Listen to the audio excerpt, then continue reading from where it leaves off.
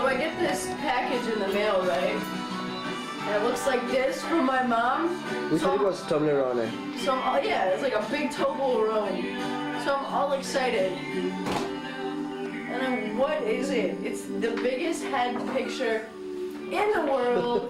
Blackmail. Blackmail. It's terrible. We're gonna burn it. It's great. No, it's not great. It was like we were smiling as big as we possibly could on a ferry. And we were talking like that the whole time. Taking pictures.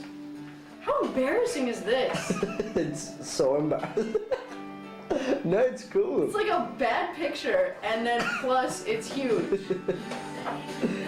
You can figure out how many freckles you've got. I know, and I just realized that my mom is a terrible, terrible human being.